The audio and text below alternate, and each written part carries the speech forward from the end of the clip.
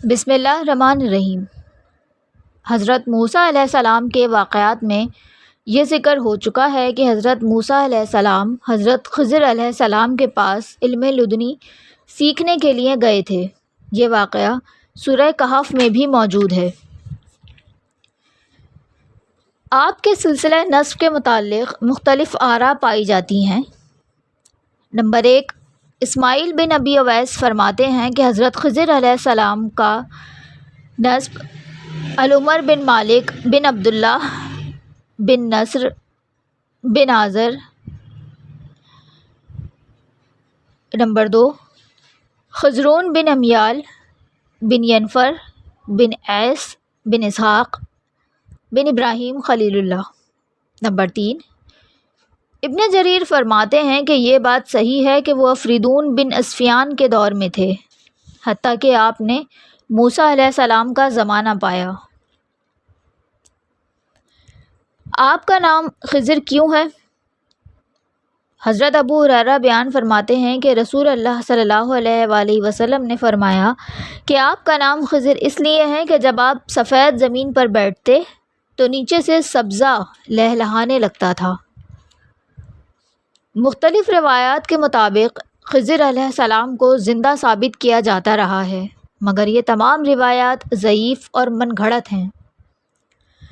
بعض روایات کے مطابق خضر علیہ السلام زندہ ہیں اور لوگوں پر نگہبان ہیں اور ضرورت کے وقت مدد کو بھی آتے ہیں۔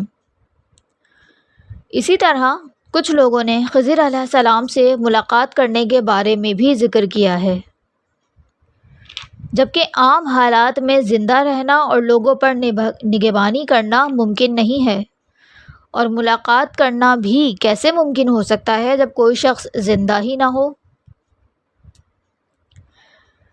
قرآن شریف کے دلائل کے مطابق اگر خضر علیہ السلام بشر ہیں تو ان پر موت برحق ہے اور ان پر ہمیشہ زندہ رہنا ممکن نہیں ہے، کیونکہ ہمیشہ زندہ رہنے والی ذات تو صرف اللہ تعالیٰ کی ہے اور باقی ہر شے کو اور ہر جان کو موت ہے اور زوال ہے۔ حضرت ابن عباس رضی اللہ تعالیٰ عنہ فرماتے ہیں کہ اللہ تعالیٰ نے ہر نبی سے وعدہ لیا تھا کہ اگر اس کی زندگی میں نبی اکرم صلی اللہ علیہ وآلہ وسلم تشریف لائے تو وہ ان پر ایمان لائے گا اور ان کی پیروی کرے گا اور ہر ممکن مدد کرے گا۔ اب اگر خضر علیہ السلام نبی ہیں یا ولی ہیں تو وہ بھی اس وعدے میں شامل ہیں، اور اگر وہ ہمارے نبی اکرم صلی اللہ علیہ وآلہ وسلم کے دور میں حیات ہوتے تو ان کے لیے یہ بہت بڑا شرف تھا کہ وہ آپ صلی اللہ علیہ وآلہ وسلم کی خدمت اقدس میں حاضر رہتے اور آپ کی ہر ممکن مدد فرماتے۔ خضر علیہ السلام کے بارے میں یہ بات بھی مشہور ہے کہ آپ لوگوں سے میل جول کرتے ہیں مگر ان کو علم نہیں ہوتا، آپ ان پر نگہبان ہیں۔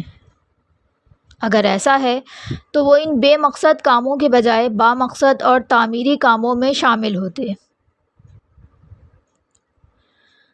خضر علیہ السلام کے وفات پا جانے کی ایک دلیل وہ حدیث بھی ہے جو بخاری اور مسلم میں حضرت عبداللہ بن عمر سے مروی ہے کہ رسول اللہ صلی اللہ علیہ وآلہ وسلم نے ایک رات عشاء کی نماز پڑھائی، پھر فرمایا کہ تمہاری اس رات سے 100 سال تک روئے زمین پر جو بھی موجود ہے ان میں سے کوئی بھی زندہ نہیں رہے گا۔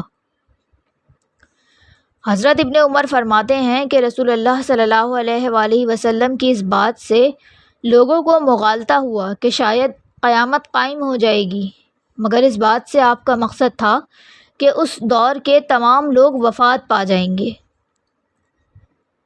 یہ حدیث حضرت خضر علیہ السلام کے نظریہ حیات کی جڑ کو کاٹ دیتی ہے۔